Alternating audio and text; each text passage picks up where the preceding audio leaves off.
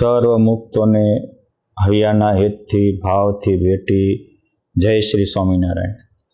મૂર્તિ વિરામના જોઈન્ટ થઈ મહાઆનંદ માનનારા તમામ ભાવિકજનોને નમ્ર અપીલ, આપ આનો નિત્ય મહારસ માણવા માટે વહેલી તકે આ ચેનલમાં જોડાજો. સબસ્ક્રાઇબ ને બેલ આઇકન કરી અને આપના પરિવાર સુધી પણ આ સંદેશો પહોંચાડશો, જેથી અમને સૌને પણ આનંદ થશે, તમને પણ ખૂબ આનંદ થશે અને આવી અદ્ભુત અલૌકિક લીલાનો આસ્વાદ આપ ઘેર બેઠા માણી શકશો.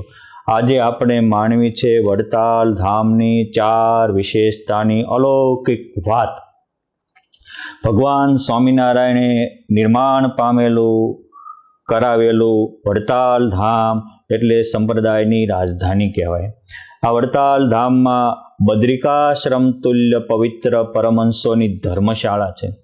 આ ધર્મશાળાના પૂર્વ તરફ એક મોટો ભગવાન સ્વામિનારાયણે જાતે હાજર રહીને રચાવેલો બુરજ છે. આ બુરજ એટલો વૈજ્ઞાનિક દ્રષ્ટિએ પણ સમજવા જેવો છે કે એ ત્રણેય ઋતુમાં ત્યાં સમશીતોષ્ણ વાતાવરણ રહે છે. એ બુરજના નીચેના ભાગમાં કોઈ બેઠા હોય તો ઉનાળામાં બહુ ગરમી ન લાગે, શિયાળામાં અતિ ઠંડી ન લાગે, ચોમાસામાં ભેજ ન લાગે, એવી રીતની એની રચના કરેલી છે. આ બુરજ 3 માળનો છે. બુરજના ઉપર ભગવાન સ્વામિનારાયણની બેસવાની સુંદર બેઠકનું નિર્માણ કરેલું છે. ભગવાન સ્વામિનારાયણ જ્યારે વડતાલ ધામમાં મોટા મોટા ઉત્સવ સમયા કરતા ત્યારે એ 3જા માળે જે બેઠક છે એ બેઠક ઉપર બેસતા. ચારેય બાજુ એ સમયે લાખો હરિભક્તો આવી અને ભગવાન સ્વામિનારાયણના દર્શન કરતા. એ બુરજની રચના એ ટાઈપની છે કે ભગવાનની બુરજમાં બેઠક ઉપર બેસીને બોલે તો ચારેય બાજુ સમાન પડછંદા પડતા અને 1-2 નહીં, 3 લાખ લગ લોગ કહાવે, 100 ઉત્સવ મેં પ્રેમ સે આવે, એવું આધારાનંદ સ્વામી સાગર ગ્રંથમાં લખ્યું છે. અને તે વખતે ગુજરાતના શિક્ષણ અધિકારી તરીકે નિમાયેલા દુર્ગાશંકર શાસ્ત્રીએ પણ લખ્યું છે કે ભગવાન સ્વામિનારાયણે જ્યારે સંવત 1872-73માં ઉત્સવ કર્યા ત્યારે 2,96,892 જેટલા 2,96,892 જેટલા લોકોએ આ દર્શને આવ્યા હતા. સમજો, આજે પણ મોટા મોટા ઉત્સવ સમયા થાય એમાં 20-25 હજાર હોય તો આપણને માણસો કીડિયારોની જેમ દેખાય છે. તો 3 લાખ લગી લોકો આવ્યા છે. એ વખતે કોઈ સાઉન્ડ સિસ્ટમ નહોતી, એ વખતે આવી કોઈ એલઈડી એની વ્યવસ્થાઓ નહોતી. છતાં એ બુરજ ઉપર બેસીને ભગવાન બોલે તો એના પડછંદા કિલોમીટર સુધી વ્યૂઝ જતા અને બધાને જાણે કે ભગવાન પાસે રહીને જ વાત કરતા હોય એવું સમજાતું હતું, સંભળાતું હતું. અને એ ભગવાનની દિવ્ય લોલા નિહાળવા આકાશમાં અનેક મુક્તો આવતા હતા. ઘણીવાર દિવ્ય રૂપે દેવો પણ આવતા હતા, ભગવાનની પુષ્પવૃષ્ટિ કરતા હતા. આ બધા જ પ્રસંગો હરિલીલામૃત જેવા પ્રસિદ્ધ ગ્રંથોમાં કવિશ્વર દલપતરામે, આચાર્ય પ્રવર વિહારલાલજી મહારાજે ગૂંથ્યા છે. બુરજની 2-5 નવીન વાતો કરું. એક વાત તો એ છે કે સંપ્રદાયનું પ્રસિદ્ધ પદ છે પ્રેમાનંદ સ્વામીનું, એરી એરી આજ રંગ મહોલ મેં આયે ઘનશ્યામ. એ મહારાજ બુરજ ઉપર બેઠા હતા ત્યારે પ્રેમાનંદ સ્વામીએ આ પદની રચના કરી અને ભગવાને એમને અલૌકિક મોજ આપી. એ પદ આ બુરજની લીલા સાથે જોડાયેલું એવો એક મત છે. એક મત જેતલપુરના રંગમહોલ સાથે પણ જોડાયેલો છે.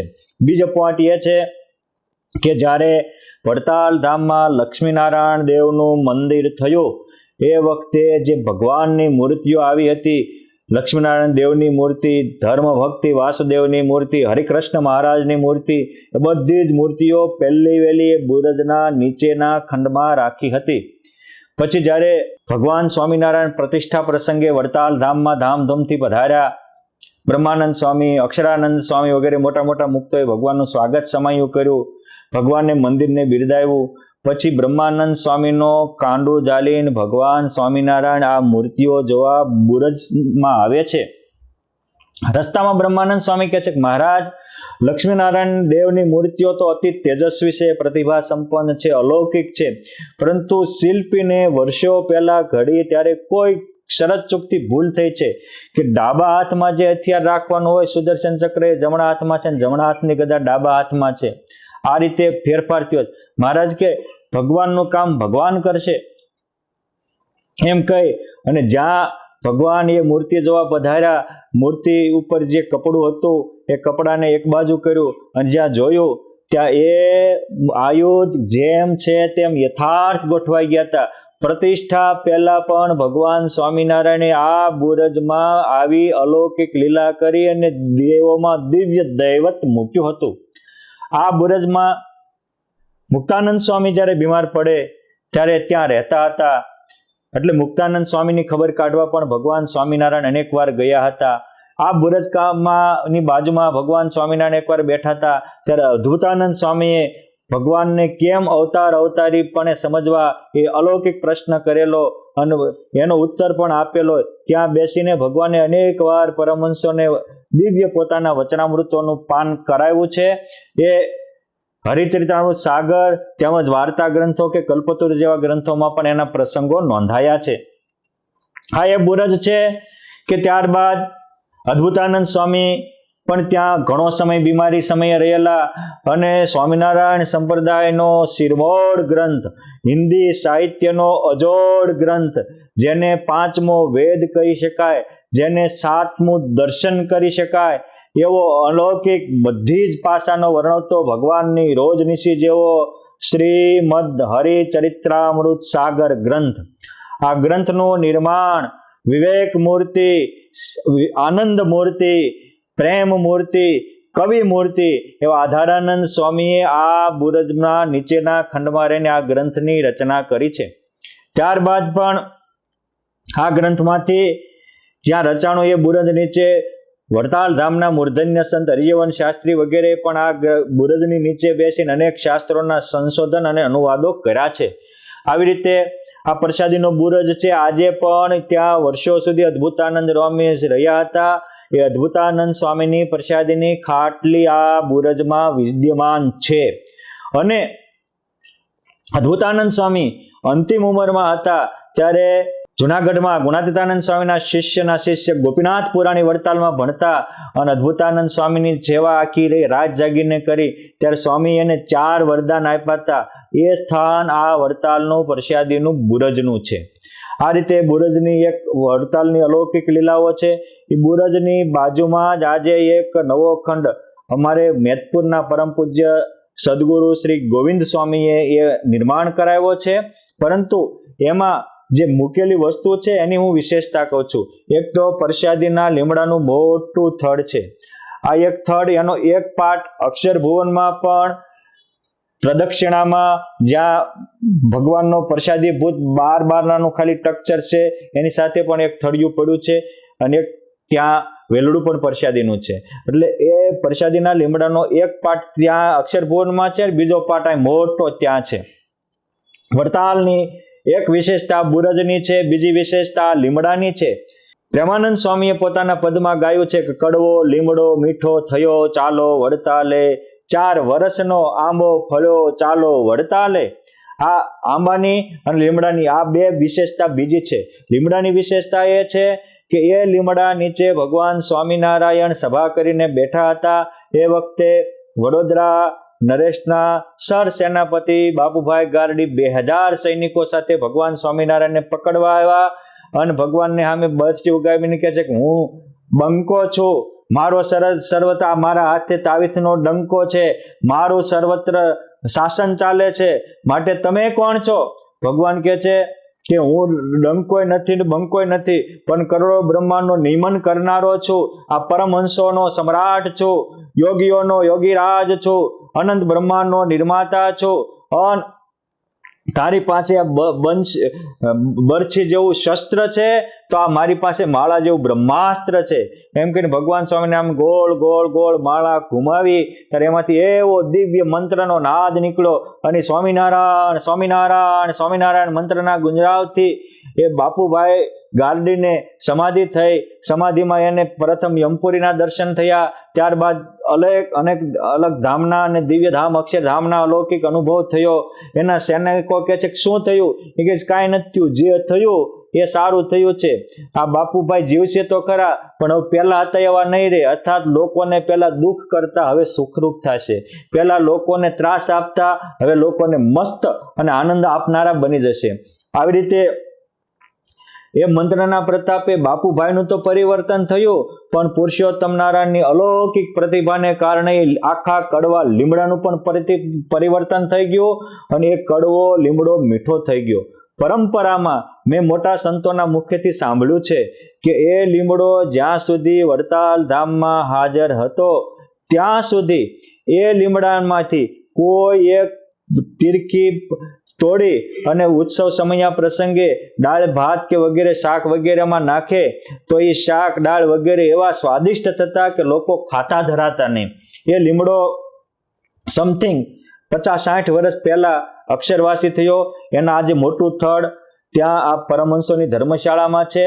અને એ જે લીમડો હતો એની છત્રી આજે પણ વડતાલ લક્ષ્મીનારાયણ દેવના મંદિરની સામે એક્ઝેક્ટ છે. એની નીચે બેસીને ભગવાન સ્વામિનારાયણ વચનામૃતો પણ વહાવેલા, અનેક લીલાઓ કરેલી. એનો સાક્ષીભૂત આ પ્રસાદીનો લીમડો, કડવો લીમડો મીઠો થયો ચાલો વડતાલે. 5 વર્ષનો આંબો ફળ્યો ચાલો વડતાલે. એ આંબો એક બીજો હતો અને એ હતો ગોમતીના કિનારે, જ્યાં આંબાવાડિયું કહેવાતું હતું. આજે પણ ગોમતીના પશ્ચિમ કિનારે જ્યાં ભગવાન આંબા નીચે બેસીને વચનામૃતોનું રસપાન કરાવેલું એ જગ્યાએ સુંદર છત્રી બનાવેલી છે.